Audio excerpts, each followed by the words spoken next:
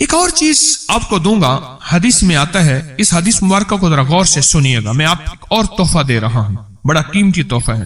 حدیث میں آتا ہے کہ قرب قیامت میں سال ایسے گزریں گے جیسے مہینے، اور مہینے ایسے گزریں گے جیسے ہفتے، اور ہفتے ایسے گزریں گے جیسے دن، اور دن ایسے گزرے گا جیسے شرارہ، چنگاری، آگ جلائے نا آگ، اس میں سے ایسے ایک چھوٹی سی چنگاری اوپر جاتی اور بجھ جاتی ہے۔ 2018 آیا، پلکوں میں گزر گیا، 19 آیا اور ایک مہینہ بھی گزر گیا، اور باقی 11 مہینے رہ گئے، اور اس میں سے بھی چند دن اوپر ہو گئے۔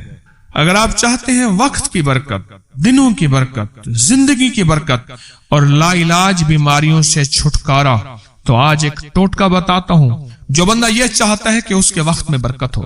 سنیں غور سے، عمر صحت مند چاہتے ہیں، لمبی عمر چاہتے ہیں، یا مختصر وقت میں برکت چاہتے ہیں؟ میں حیران ہوا، حضرت حکیم الامت رحمت اللہ علیہ کے ایک خلیفہ، ان کا مزاج تھا کہ جب خط ان کا مرید ان کو لکھتا تھا تو اسی خط کی بیک پہ مختصر سا جواب لکھ کے بھیج دیتے تھے۔ اب ذرا جواب سنیں، سوال کہ مرشد آپ کی دعاؤں سے، اللہ کی رحمت اور توجہ سے میں روزانہ 1.25 لاکھ دفعہ اس میں ذات کرتا ہوں اللہ، 1.25 لاکھ دفعہ نفی اسبات، 1.25 لاکھ دفعہ درود پاک، 1.25 لاکھ دفعہ استغفار، 10 پارے قرآن کے، 100 نفل، یہ معمولات۔ وہ پرائمری کے ٹیچر بھی تھے، مسجد میں 5 وقت کے امام بھی تھے، جمعہ بھی پڑھاتے تھے، مفتی تھے، لوگوں کو مسائل بھی بتاتے تھے، بال بچے بہت سارے تھے، ان کی روزی روزگار کے لیے محنت بھی کرتے تھے، اسکول میں وقت بھی دیتے تھے، اور یہ معمولات بھی کرتے تھے۔ ایک عقل انسانی تو نہیں مانتی کہ یہ کیا ہے، لیکن رب جس کے وقت میں برکت دے دے، اللہ کے لیے کون سی دیر ہے۔ ہم تو اپنے وقت میں برکت ہی چھنوا بیٹھے، ہمارے وقتوں میں برکت ہی ختم، ہماری زندگی میں برکت ہی ختم، ہمارے لمحوں اور ساعتوں میں برکت ہی ختم ہو گئے، ہم تو برکت چھنوا بیٹھے۔ جو شخص یہ چاہتا ہے کہ اس کی زندگی میں برکت، اس کے وقت میں برکت، اس کی صحت میں برکت، ہر وقت مریض ہے بیچارہ، ایک بیماری سے نکلا دوسری سے نکلا تیسری، ایک روگ سے نکلا دوسرے روگ سے نکلا تیسری، ہر پل کا روگی ہی روگی ہے۔ گھر میڈیکل سٹور بنا ہوا ہے، کبھی حکیم کی دوائیں، کبھی ڈاکٹر کی دوائیں، کبھی ادھر کی دوائیں۔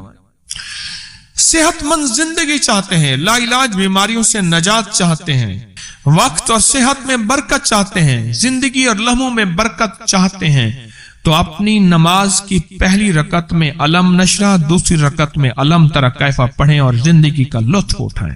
نماز کی پہلی رکعت میں سورت علم نشرہ اور نماز کی دوسری رکعت میں سورت علم تری کیف فیل، یہ پڑھیں اور اللہ کی قدرت اور رحمت دیکھیں اور اللہ کا فضل اور کرم دیکھیں۔ اپنی نماز کی رکعتوں میں اگر آپ امام کے پیچھے ہیں پھر نہیں، اگر انفرادی کوئی نماز ہے، وہ سنت ہے، وہ خدا نہ خواستہ فرض قضا ہو گئے ہیں، جماعت چوک گئی ہے نہ چاہتے ہوئے، آپ کے کوئی بھی نماز ہے، سنتیں ہیں، آپ پہلی رکعت میں علم نشرہ اور دوسری رکعت میں علم تری کیف فیل یہ پڑھیں، برکتوں کے اللہ دروازے کھولتا ہے اور رزق کی برکت ہوتی، انوکھی برکت ہوتی۔ مجھے ایک صاحب کہنے لگے میرا 1 کروڑ ایسے بن جاتا ہے، پتہ نہیں چلتا، کروڑ ایسے بن جاتا ہے، میں سچ کہہ رہا ہوں، ایسے بن جاتا ہے، مجھے پتہ نہیں چلتا میں کہاں سے بن گیا۔ اللہ نے وہ برکت کے خزانے مجھے دیے ہیں۔ اللہ سے ایک چیز مانگا کریں، اللہ آج جو تو نے مجھے برکت کا ذرہ دیا ہے، اللہ میری نسلوں تک رکھنا، چھین نہ لینا۔ ہاں اللہ مجھے اگر تو نے برکت کا ذرہ دیا ہے، اللہ یہ مجھے نسلوں تک دینا، اللہ مجھ سے چھین نہ لینا۔ تو برکتوں کے دروازے اللہ کھلوا دے، لا علاج بیماریوں سے نجات دے دے، وقت میں برکت، زندگی میں برکت، سانسوں میں برکت، صحت میں برکت، دولت میں برکت، پیسے میں برکت، نسلوں میں برکت۔ برکت کبھی ختم نہیں ہوتی، کثرت ختم ہو جاتی ہے۔ کتی کتنے بچے دیتی ہے؟ 7، 10، 11، اور بکری کتنے بچے دیتی ہے؟ 1، کوئی 2۔ اللہ نے آنکھوں سے دکھایا ہے کہ بکری میں برکت ہے، اس کی وجہ یہ ہے کہ بکری میں حلال ہے اور برکت ہے، اور کتے میں کثرت ہے اور حرام ہے۔ اللہ کتوں کو ختم کر کے دکھاتا ہے، اللہ حلال کو بڑھا کے آنکھوں سے دکھاتا ہے۔ پہلی رکعت میں سورت علم نشرہ اور دوسری رکعت میں سورت فیل، کمال چیز ہے۔ رزق میں برکت اور صحت میں برکت۔ کتنے لوگ ہیں مجھے انہوں نے بتایا، انہوں نے جب سے پڑھنا شروع کیا لا علاج بیماریاں خود ہمیں چھوڑ گئی، چھوڑ جاتی ہیں، ڈر جاتی ہیں۔ اس وظیفے میں اتنی طاقت، اتنی تاثیر اور اتنی قوت ہے۔ پہلی رکعت میں علم نشرہ اور دوسری رکعت میں علم تر کیف فیل، کیا کمال ہے اس میں، کیا تاثیر۔ معمول بنائیں گے اور اس سے ایک انوکھی روحانی کیفیت شروع ہوتی ہے۔ اگر میں اس کے واقعات بتانا شروع کر دوں، میرے پاس بے بہا واقعات ہیں۔